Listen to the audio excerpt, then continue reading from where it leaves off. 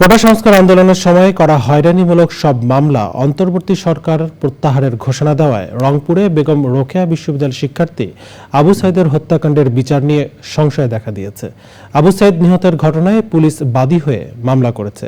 পুলিশের করা মামলা প্রত্যাহার হলে ওই হত্যাকাণ্ডের বিচার কিভাবে হবে তা নিয়ে শঙ্কা প্রকাশ করেছেন সচেতনরা। এসএনএনক সোমনাথ ভিডিওচিত্রে মেরিনা লাভলি রিপোর্ট।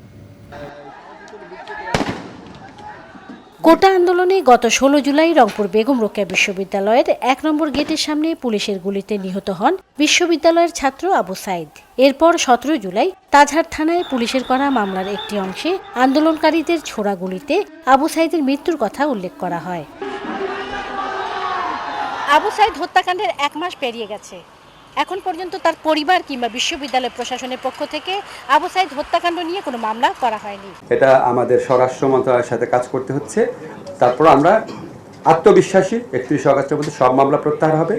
বৃহস্পতিবারের মধ্যে আশা করছি ঢাকা শহরের মামলাগুলো প্রত্যাহার করা হবে। তাহলে আবু সাইদের হত্যার বিচার হবে কোন মামলায় তা নিয়ে প্রশ্ন দেখা দিয়েছে সচেতনদের।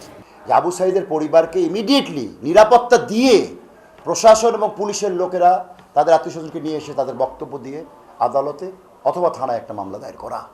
কোটা আন্দোলনের সময় পুলিশের করা সকল মামলা উঠে গেলে তদন্ত কার্যক্রম কিভাবে চলবে জানালেন পিবিআই এর এই কর্মকর্তা। এজাহারে কোনো সুনির্দিষ্ট ব্যক্তির নাম নেই। এজাহারে গর্ভে বলা হয়েছে অনেকগুলো কথা। এখানে কোনো শিক্ষার্থী আসামি নেই। সুতরাং আমি মনে করি না যে এই মামলাটি এই কারণে খারিজ হবে।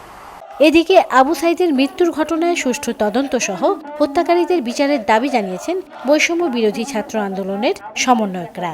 জোর দাবি জানাই যে আসলে তাদের পরিবারের পক্ষ থেকে যেন একটা হত্যা মামলা করা হয়। আমরা তো রাজপথ ছাড়তেছি না, আমরা রাজপথে আছি, আমরা থাকবো ইনশাল্লাহ। আবু সাইদ হত্যার সময় দায়িত্বে থাকা Rangpur metropolitan police commissioner Mohammad মনিরুজ্জামানকে গত 13 আগস্ট বাধ্যতামূলক অবসরে পাঠিয়েছে স্বরাষ্ট্র মন্ত্রণালয়। এর আগে 3 আগস্ট অপেশাদার আচরণের জন্য এএসআই আমির হোসেন ও তাজহাট থানার কনস্টেবল সুজন চন্দ্র রায়কে সাময়িক বরখাস্ত করে রংপুর মেট্রোপলিটন পুলিশ। রংপুর থেকে মেরিনা লাভলি, চ্যানেল আই।